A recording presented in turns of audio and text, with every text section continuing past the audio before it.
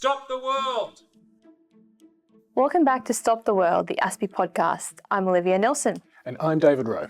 Today we've got another episode from the sidelines of the Sydney Dialogue, which we call the Summit Sessions series. That's right, Dave. This week's episode features Japanese politician Arfiya Eri and ASPI Analyst Daria Impiombato. Now, Arfiya is a Japanese woman of Uyghur and Uzbek heritage. She talks about her experiences in Japanese politics, her experiences online, and also the importance of diversity in politics. It's a fascinating conversation that covers Japan's place in the world, as well as identity, diversity, and national security. And to our listeners, please note that if you want to see Arfiya and Daria as well as hear them, head over to ASPI's YouTube channel. And with that, over to Daria and Arfiya. Thank you so much, Arfiya, for being with us today and joining us both at the Sydney Dialogue and on our podcast. It's such a pleasure to have you. Thank you for having me. I feel like we could just spend hours and hours talking about all your incredible experience. So I'm just going to have to be a little bit selective here with our topics. I'm going to start with what you just talked about on the stage here at the Sydney Dialogue. About your experience as a young woman in politics, also a young woman from a diverse background in Japan, and what your experience has been like both online and offline. Sure. Wow. Where to start? So currently I am the youngest female parliamentarian in Japan at age 35. I always argue that, you can run for the lower house at age 25 in Japan. And so I argue that the fact that I'm 35 and I'm still the youngest is in and of itself a problem. I always, think that we should have much younger politicians, much more representational and diverse voices, especially voices of the youth. Currently, 10% of the lower house where I am is women. In the upper house, 25% is women. In the lower house, that proportionate number has not changed in decades. So we talk about gender parity all the time, but when we think about representation and whether our democracy is truly representative of our people, we still have a lot of work to do. At the same time, one of the, I think, more pleasant surprises for me has been that because I represent a constituency, regardless of my age or my gender, I am able to put forward arguments and issues and solutions in place that benefit my constituents. And I've experienced in Japanese politics that, there really isn't a barrier, held against me in doing my job just because I am, young or I am a woman. I think it's a very inclusive, as long as you make it in, it's a very inclusive environment that I get to work in, and I'm very proud of that and appreciative of that. And so what about your experience in the online space? We know that even, here in Australia, women politicians still face a pretty harsh environment online. Yeah. What was your experience like that? Mine was very harsh as well.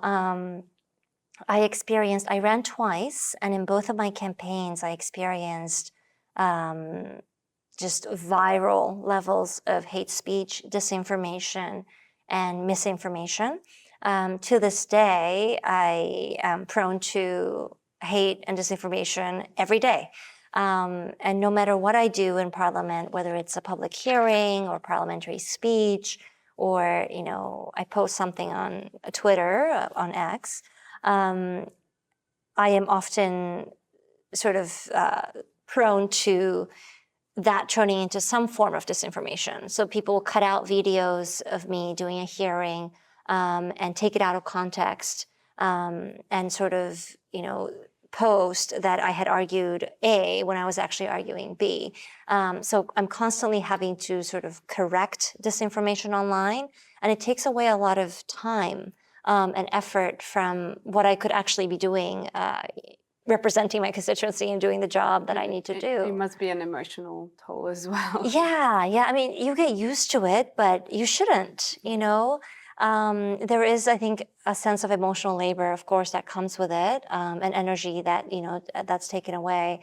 And I'd much rather put all of that energy and all of those emotions into doing my job well, which is representing my people. So in that sense, I'm very frustrated that, it's just that I'm not able to be committing more to do my job. Yeah. Yes, I think it's been sort of a trending line in conversations here at the Sydney Dialogue as well, and what governments can do to support people and empower people like you, because it's the fundamental of our democratic systems. If people like you eventually give up because it's so strenuous and it has such a big toll on your personal life as well, which you shouldn't have to experience, we just end up with less representation because people end up dropping out of campaigns or just having enough of it.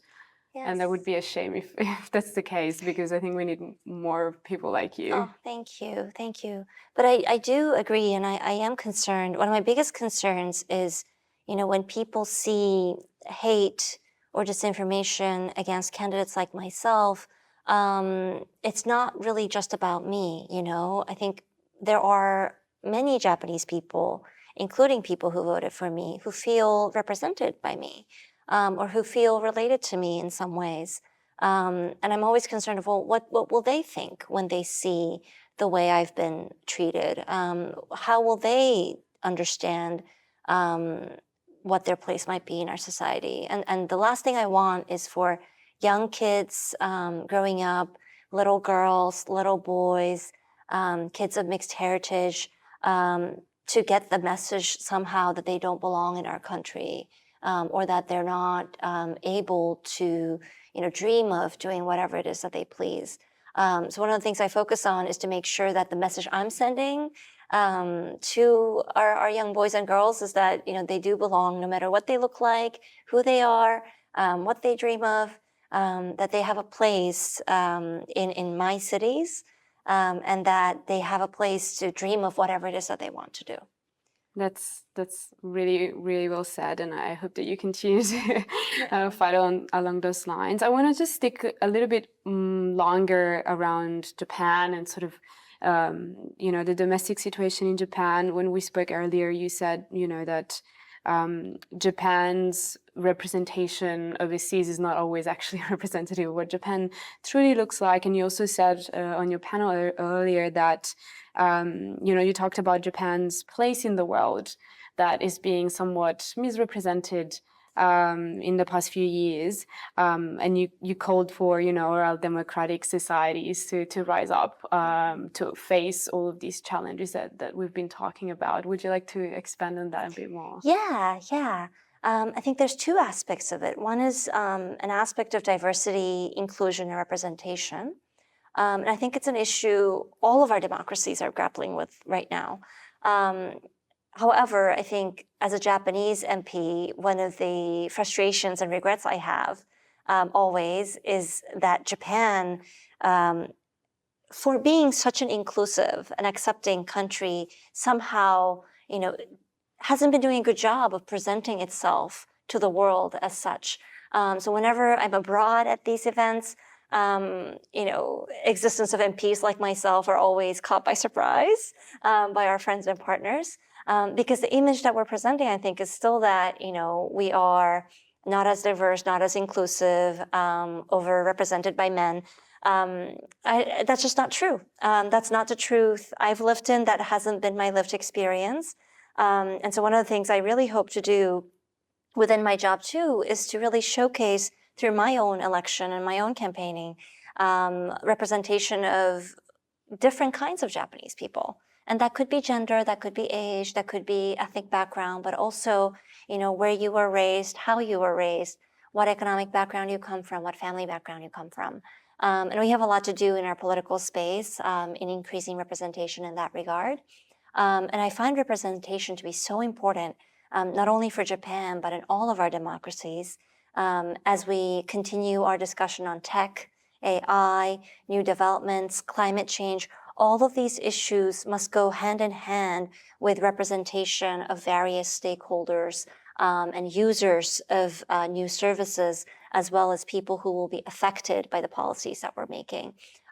So I think we really need to be working on diversity and inclusion as partners, and in every area, every facets of policymaking that we talk about. Another is actual evident threats to democracy we see.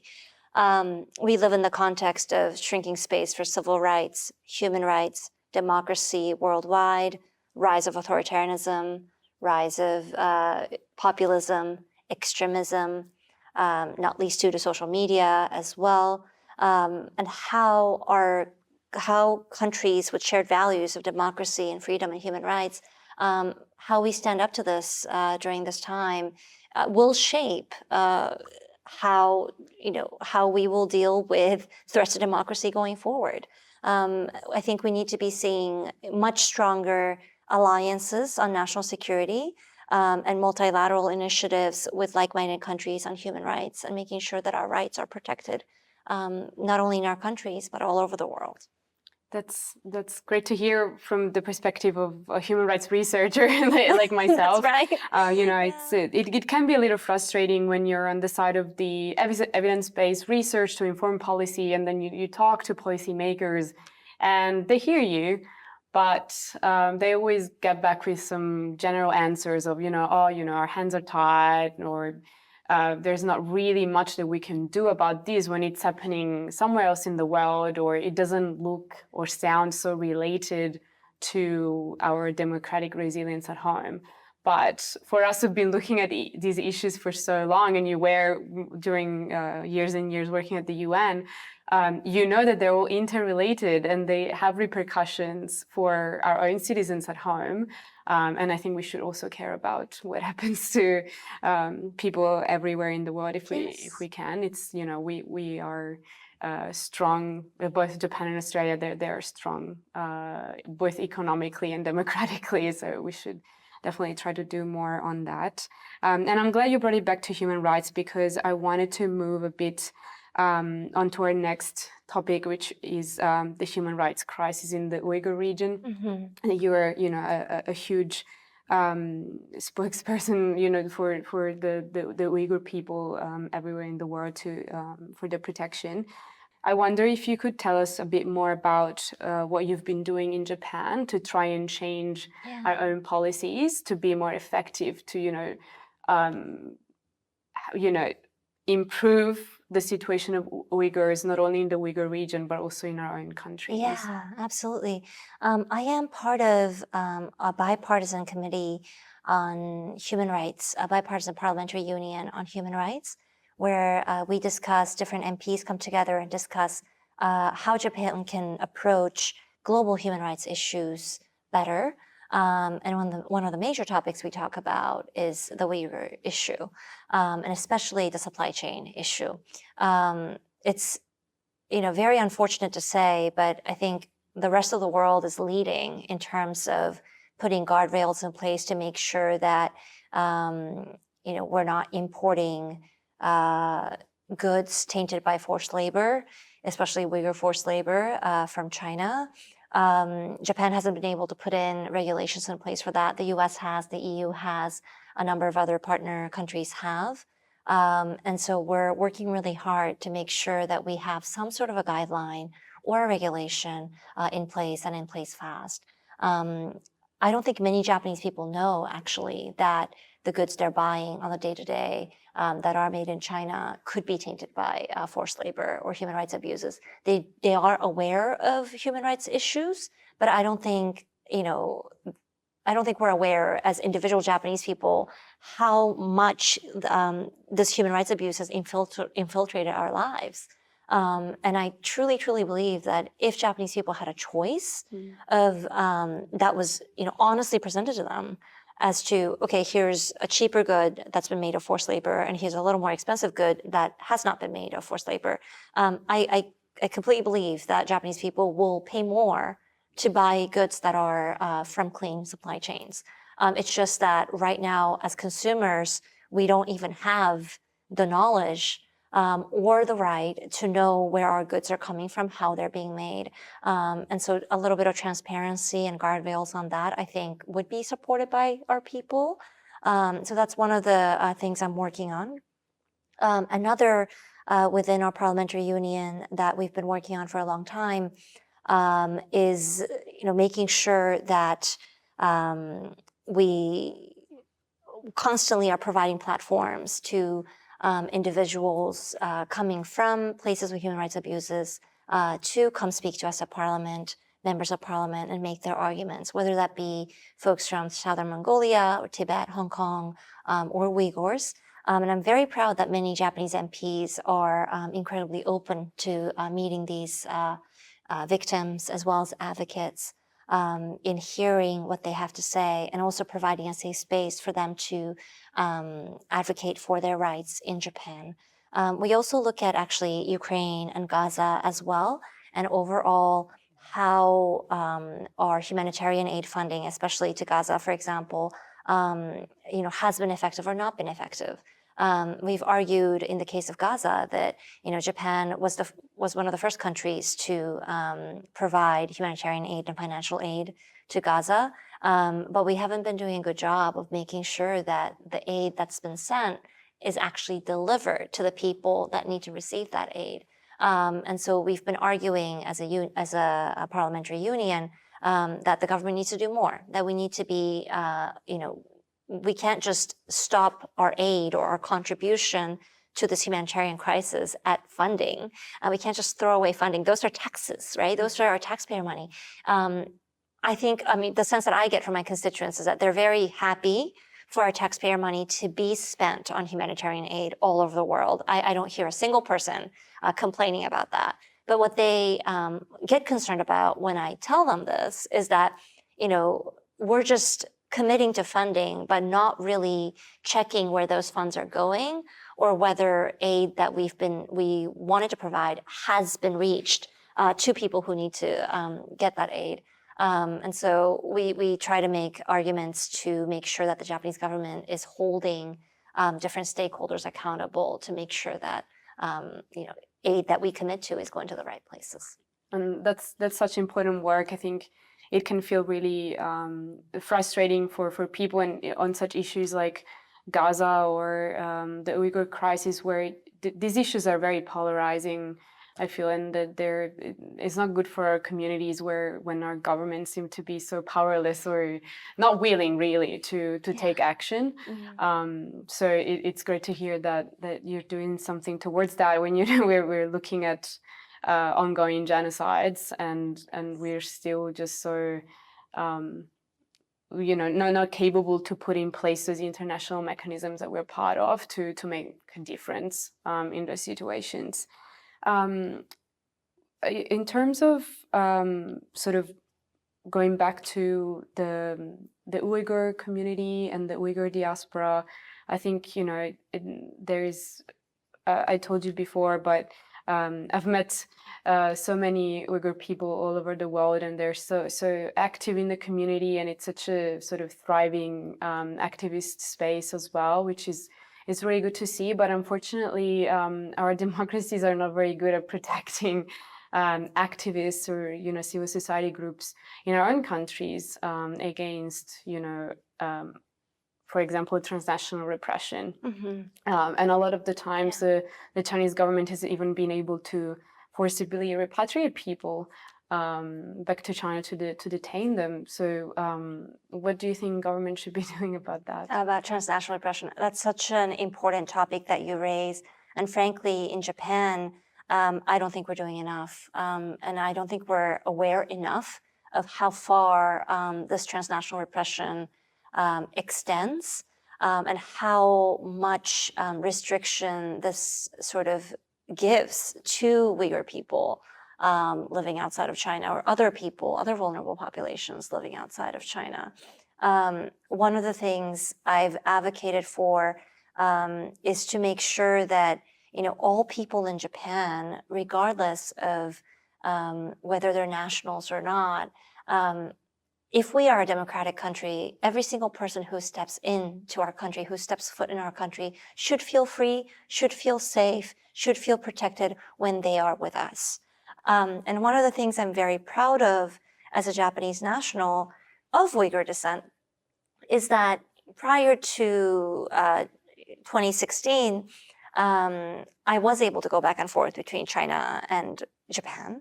And every time I set foot in China, I would feel scared. I always knew that even if I was a Japanese national, I look Uyghur, I am Uyghur. And there was always a sense of fear of, I am safe today, but I might not be tomorrow, or that based on what I look like, what I sound like, or what my heritage is, anybody could do anything to me at any point, and I probably would not be protected. And every time I went back to Japan, there would be this sense of safety and security. And on our passports, they stamp returned home. And that to me and my parents always gives a sense of, oh, we are home, we're safe here. No one's out to get us just because we look the way we look. That is the sense that I want every single person in Japan to feel. And that's something that I think we have the responsibility to provide. Well, I think that's an amazing note to end with, unless you would like to share some final thoughts with us. No, I'm just really grateful for this opportunity, and I'm grateful for your work. And I mentioned during the public session of the speech as well, that I am so grateful for ASPI's work on providing factual evidence to atrocities that are ongoing. That gives lawmakers and other stakeholders reason to do more. And that gives others, less of an excuse to do less. And so thank you for your work, and I'm so honored and grateful to be here. No, thank you. Thank you again for joining us. Thank you. That's all we have time for today, folks, on Stop the World. Thanks for listening. To find out more about the Sydney Dialogue or watch sessions on demand, visit tsd.aspi.org.au. We'll be back with another episode next week.